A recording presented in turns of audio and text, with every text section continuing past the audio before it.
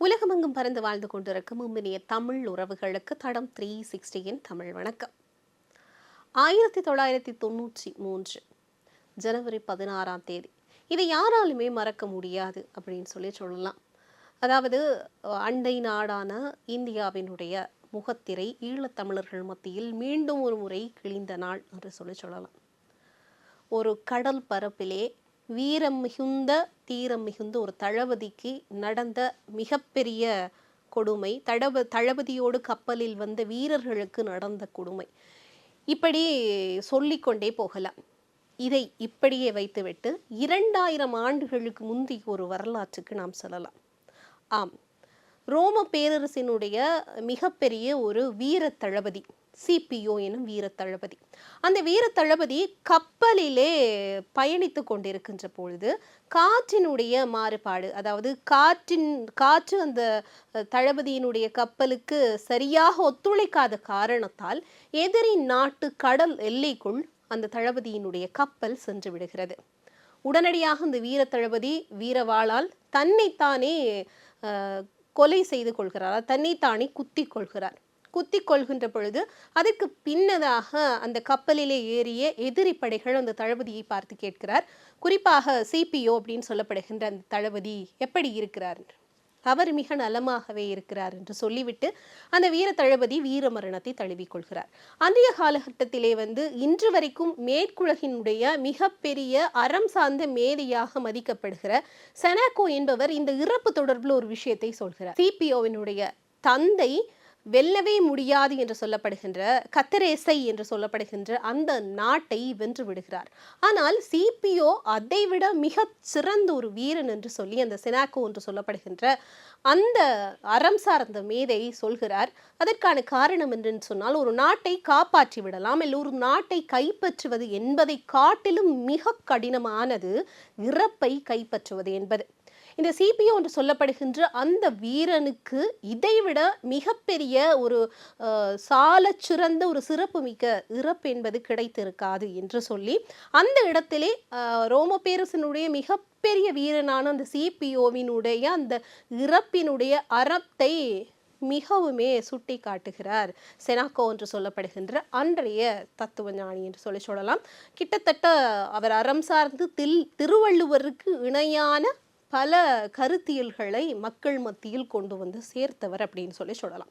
ஆனால் அங்கே என்ன நடந்தது என்று சொன்னால், காற்றினுடைய போக்கு சரியில்லாத காரணத்தால் எதிரினுடைய கடல் எல்லைக்குள் அந்த கப்பல் நகர்ந்து விட்டது. ஆனால் இங்கே என்ன நடந்தது என்பது மிக கொடுமையான ஒரு விஷயம். நிச்சயமாக இங்கே என்ன நடந்தது என்பதை தொடர்ந்தும் நாம் பார்க்கலாம். அதற்கு முன்னதாக இந்த வீர தளபதிக்கு, அதாவது 2000 ஆண்டுகளுக்கு முன்னதாக வாழ்ந்த சிபிஓ என்ற வீர தளபதிக்கு இணையான ஒரு வீர தளபதி ஈழத்து கரிகாலன் கட்டிய படையில் இருந்தார். சொல்லப்போனால் யாழ்ப்பாணத்தை சங்கிலிய மன்னன் ஆண்ட காலத்துக்கு பிறகு இந்த யாழ்ப்பாணத்தை ஈழத்த தளபதி கரிகாலனுடைய ஆட்சிக்கு உட்பட்டு ஒரு தளபதியாக செயல்பட்ட கேர்னல் கிட்டு அவர்களுடைய வரலாறை தான் நான் பார்க்க இருக்கிறோம். சொல்லப்போனால் 1976களில் கரிகாலன் கட்டிய அந்த படையில், அதாவது ஈழத்து கரிகாலன் கட்டிய அந்த படையில் வெங்கிட்டு என்று சொல்லி ஒரு பெயரோடு அவர் இணைகிறார். அதுக்கு பிறகு அது கிட்டு என்று சொல்லி அந்த பெயர் மாற்றப்படுகிறது. கிட்டு என்று சொல்லியெல்லாம் நீங்கள் நிறைய திரைப்படங்களை பார்த்திருப்பீர்கள்.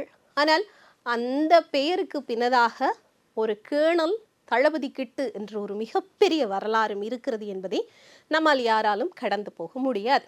அந்த வகையில் தொடர்ந்தும் கேர்னல் கிட்டுவினுடைய இந்த ஈழ கரிகாலன் கட்டிய படையில் எப்படி தொடர்கிறது என்று பார்த்தால், ஆரம்ப காலகட்டத்தில் மேதகு அவர்களிடம் நேரடியாக பயிற்சி பெற்ற தளபதி கிட்டு அவர்கள் கந்தர்மடம் வாக்குச்சாவடியில் இராணுவம், அதற்கு பிறகு நடத்தப்பட்ட திருநெல்வேலி தாக்குதல் சம்பவம், இதை தொடர்ந்து அவர் இந்தியாவுக்கு 1983களில் பயிற்சிக்காக அனுப்பப்படுகின்ற அந்த குழுவில் இவரும் இடம்பெறுகிறார். 1983 இந்தியாவிற்கு பயிற்சிக்கு செல்லுகின்ற அந்த குழுவில் இடம்பெற்ற தளபதி கிட்டு அவர்கள் 1984 மீண்டும் தாயகம் திரும்புகிறார்.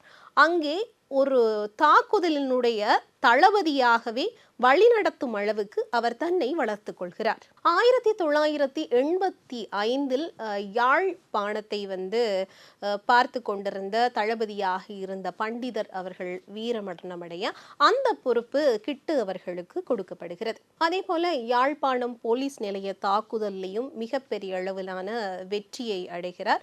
தொடர்ந்து யாழ்ப்பாணத்துக்குள் இருக்கிற இராணுவம் இராணுவ முகாம்களுக்குள் அடக்கப்படுகிறது. குறிப்பாக கோட்டையிலே குடிகொண்டிருந்த இராணுவத்திற்கு ஒரு சிம்ம சொப்பனமாக விளங்குகிறது கிட்டு எனும் அந்த பெயர் என்று சொல்லப்படுகிறது. இவ்வாறு மிகப்பெரிய அளவில் பல தாக்கங்களை கிட்டு அவர்கள் படையணி மத்தியிலேயுமே ஏற்படுத்தி இருந்தார் என்பது மறுக்க முடியாத ஒரு உண்மையாக இருக்கிறது. அதையும் கடந்து மனிதாபிமானமான பல செயல்களையும் பல விஷயங்களையும் மேதகுவினுடைய வழிகாட்டல்ல கிட்டு அவர்கள் செய்திருக்கிறார் என்பதும் சுட்டிக்காட்டக்கூடிய விஷயமாக இருக்கிறது. அதாவது கோட்டை இராணுவ முகாமுக்குள் சில பொருட்களை இராணுவத்துக்கு அனுப்பி வைக்கின்ற சில வேலை திட்டங்களில் தன்னை இணைத்து கொண்டிருக்கிறார். அதே போல பார்த்தீர்கள்னு சொன்னால் இந்த உடல்கள், அதாவது வீரர்களின் உடல்களை பரிமாற்றம் செய்வதற்கான வேலை திட்டங்களையும் கிட்டு அவர்கள் தன்னை இணைத்து கொண்டிருக்கிறார் என்பதையும் நாம் இந்த இடத்திலே சுட்டிக்காட்ட வேண்டும். குறிப்பாக கிட்டு என்ற பெயர் இலங்கை படையினருக்கு ஒரு சிம்ம சொப்பனமாக இருந்தாலும் தமிழ் மக்களுடைய மனங்களில் மிக விருப்பத்துக்குரிய ஒரு மந்திர சொல்லாக மாறியிருந்தது. அன்றைய காலகட்டத்தில் பல சமூக மீட்பு நடவடிக்கைகளை எல்லாம் இவர் செய்திருந்தார். மாணவர்கள் சார்ந்த பல பிரச்சனைகள், அதே போல சில பூங்காக்களை ஆரம்பித்து வைத்திருந்தார். மலிவு விற்பனை கடைகள், இது சம்பந்தமான பல விஷயங்களை எல்லாம் அவர் மக்கள் மத்தியில செய்ததன் மூலமாக மக்களின் மனங்களிலே இடம் பிடித்தார் அப்படின்னு சொல்லலாம். மக்களின் மனங்களில் மட்டும் இடம் பிடித்தவர் என்று சொல்லி அடுத்த கட்டத்துக்கு நாம் போனால் சிங்கள மக்களின் மனங்களையும் இவர் வென்றார் அப்படின்னு சொல்லியும் ஒரு சம்பவத்தை இந்த இடத்தில் நாம் பதிவு செய்து ஆக வேண்டும். குறிப்பாக சிங்கள மக்கள் மத்தியில் 1986 புலிகளால் கைது செய்யப்பட்ட 2 இராணுவ வீரர்களை விடுவிப்பது தொடர்பாக மிகப்பெரிய சேவையை தளபதி அவர்கள் ஆற்றி இருக்கிறார் அப்படி என்பதை இந்த இடத்தில் மறந்துவிட முடியாது. அதனால் அவர்கள் சிங்கள மக்கள் மனங்களையும் அவர் வென்று விட்டார் என்று சொல்லலாம். அதாவது எதிரிகளுக்கு சிம்ம சொப்பனம், தன்னுடைய மக்களுக்கு மிக இனிமையான ஒரு போராளி, அதே போல எதிரி நாட்டை சேர்ந்த மக்கள் மனங்களையும் அவர் வென்றிருக்கிறார் என்றால் இந்த வீரனுடைய வரலாறு அப்படி என்பது எப்படிப்பட்டது அப்படி என்பதை நாம் இந்த இடத்தில் சிந்தித்துத்தான் ஆக வேண்டும். கிட்டுவுக்குள்ள நாம் ஒரு வீரரையும் ஒரு போராட்டவாதியையும் அதே போல சமூக செயற்பாட்டாளரையும் பார்த்திருக்கின்ற பொழுது அவருக்குள்ள ஒரு தொடர் கட்டுரை எழுதுகிற ஒரு ஜேர்னலிஸ்டை கூட நம்மால் பார்க்க முடிந்தது அப்படின்னு சொல்லலாம். இந்தியாவிலிருந்து வெளியாகி கொண்டிருக்கிற தேவி என்று சொல்லப்படுகின்ற ஒரு நாளிதழுக்கு தொடர் கட்டுரைகளை எழுதியிருந்தார். இந்த நேரத்தில் யாழ்ப்பாணத்திலிருந்து அவர் இந்தியாவுக்கு சென்று இந்தியாவில் பல செயற்பாடுகளை முன்னெடுத்திருக்கிறார். பல பேராசிரியர்களை சந்தித்து போராட்டங்கள் தொடர்பான பல கருத்துரையாடல்கள் செய்திருக்கிறார். பலரையும் நேரில் பல வளவாளர்களை சந்தித்திருக்கிறார்.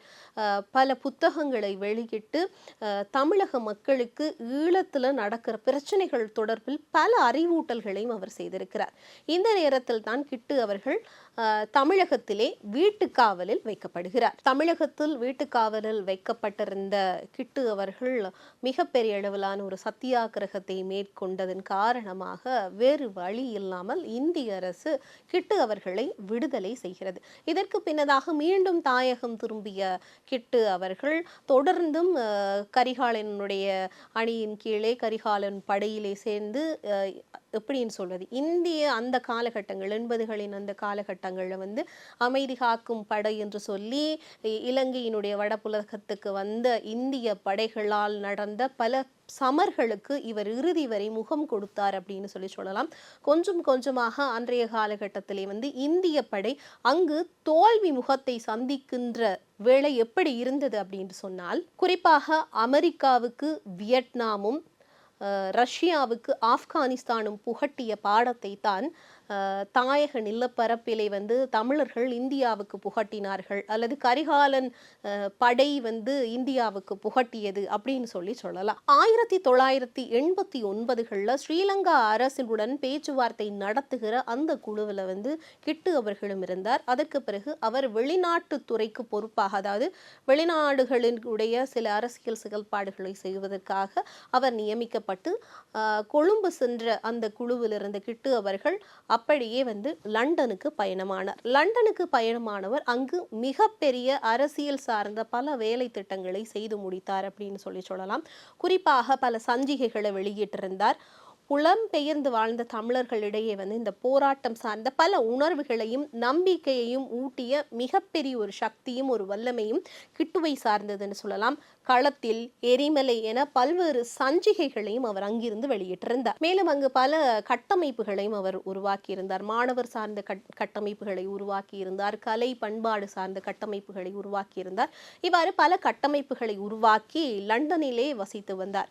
என்னதான் இருந்தாலும் சொந்த ஊருக்கு செல்லும் அந்த வாய்ப்பு அல்ல சொந்த ஊருக்கு மீண்டும் செல்ல வேண்டிய என்ற அந்த பரிதவிப்பு எல்லா மனிதர்கள் மத்தியிலும் இருக்கும் இல்லையா?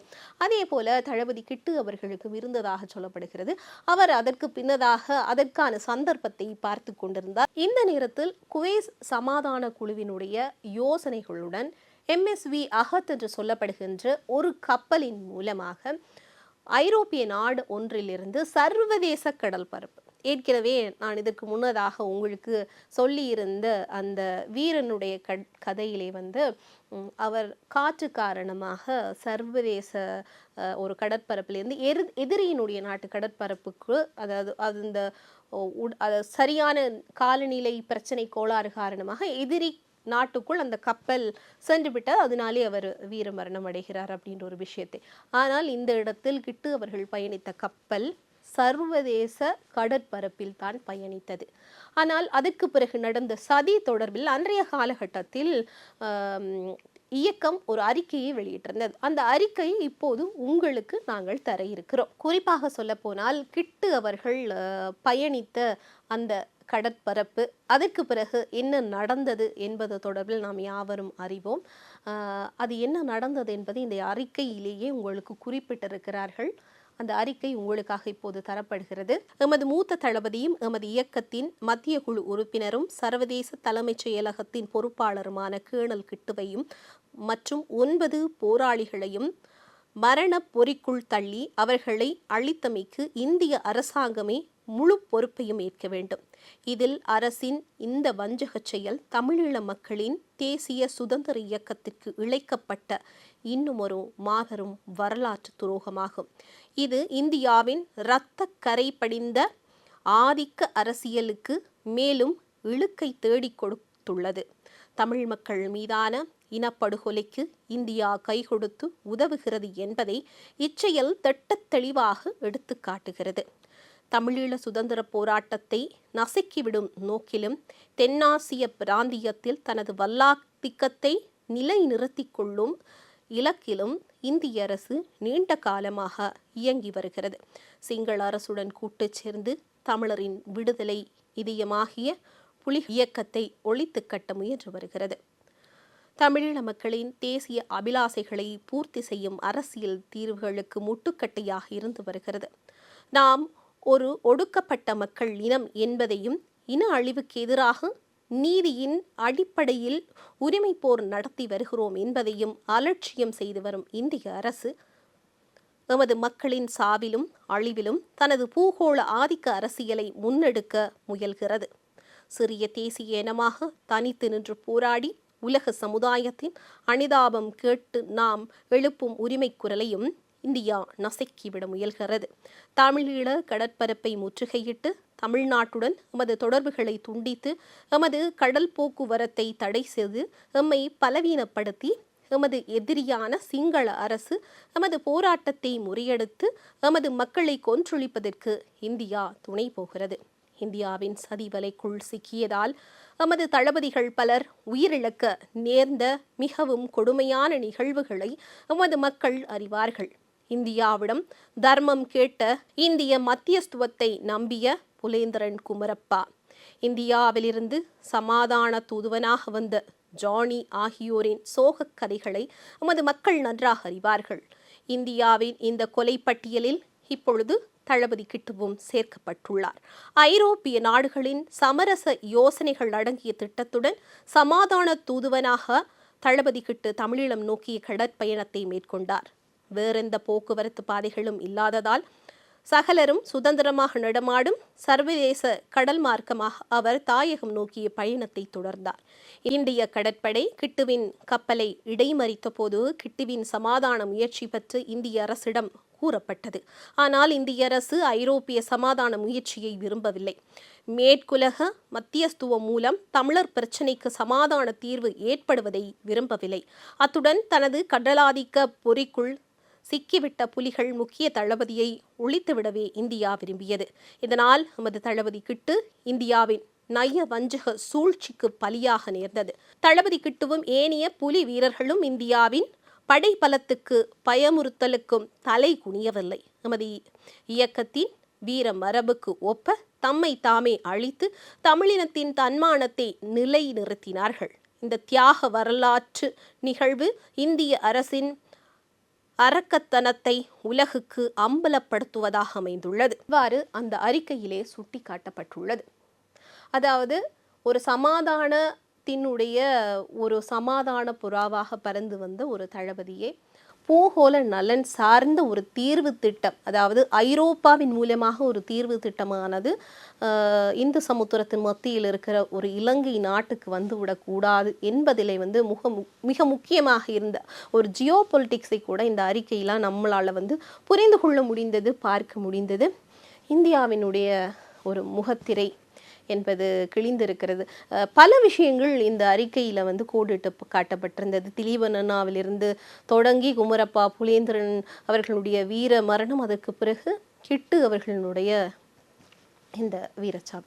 நிச்சயமாக கிட்டு அவர்கள் தான் அந்த கப்பலை தகர்த்து அங்கேயே வீரமரணத்தை அவர் தழுவிக்கொண்டார் என்பதுதான் வரலாறாக இருக்கிறது. நிச்சயமாக மிகப்பெரிய ஒரு சதியால் வங்கக்கடலிலே சமாதான புறா ஒன்று ஒரு கப்பலுக்குள்ளேயே சிதைந்து போனது அப்படின்னு சொல்லலாம். அதற்கு பின்னதாக பல விஷயங்கள் இயக்கத்தினுடைய படையணியிலேயே சொல்லப்பட்டது. அதாவது ஒரு சாதாரண ஒரு போராட்டமாக ஆரம்பித்தது மிகப்பெரிய அளவில் மரபு ரீதியான ஒரு இராணுவ படையாக இருக்கிற பொழுது அந்த இடத்தில் பீரங்கி படைக்கு கேர்னல் கிட்டு அவர்களுடைய பெயர் சூட்டப்பட்டது. உங்களுக்கெல்லாம் சிறிய வயதில் ஞாபகம் இருந்திருக்கும் அப்படின்னு சொல்லி நினைக்கிறேன். அதாவது சின்ன மரமாகவே காய்த்து குலுங்குகிற பப்பாளியாக இருக்கட்டும், மாமரமாக இருக்கட்டும், இது அனைத்துமே கிட்டு அவர்களினுடைய பெயர்களை வைத்து கிட்டு பப்பாளி, கிட்டு மாம்பழம் இப்படின்னு சொல்லி நிறைய விஷயங்கள் எல்லாம் கண்டுபிடிக்கப்பட்டிருந்தது. குறிப்பாக சொல்ல போனால் மனித மனங்களில், தமிழர்களுடைய மனங்களில் தளபதி கிட்டு அவர்கள் நிறைந்திருந்தார் அப்படின்னு சொல்லலாம். அதையும் தாண்டி அவர் இன்னொரு விஷயத்தையும் மிகவுமே விரும்பினார் என்று சொல்லப்படுகிறது. ஊடகத்தில் தமிழர்கள் சார்ந்த பல விஷயங்கள் பேசப்பட வேண்டும், ஈழம் சார்ந்த உண்மை அல்லது மறைக்கப்பட்டிருக்கிற பல விஷயங்கள் பேசப்பட வேண்டும் என்று சொல்லி அவர் நிறைய நடவடிக்கைகளை புலம் பெயர்ந்த தளங்களையும் தமிழகத்திலையும் மேற்கொண்டார் என்பதும் மறக்க முடியாது. மேதகு அவர்கள் சொன்னது போல தளபதி கிட்டு அவர்கள் காலத்தின் சரித்திரம் நீண்ட ஓய்வில்லாமல் புயலாக வீசி கொண்டிருக்கின்ற எமது வரலாற்றின் ஒரு மறைக்க முடியாத பதிவு அப்படின்னு சொல்லலாம். மற்றும் ஒரு பதிவில் உங்களை சந்திக்கும் வரை விடைபெறுகிறேன். நன்றி, வணக்கம்.